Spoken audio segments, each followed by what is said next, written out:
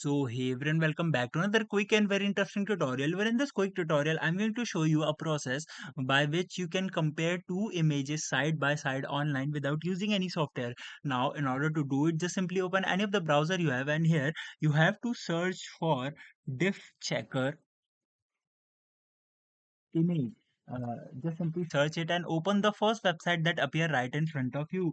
Once you open that site, it will ask you to upload those images. For example, if I open first this image and second one this image, you can see there are multiple values of which I can use to compare my images. I can compare them by split method or the fade method upon each other, or the slider as well.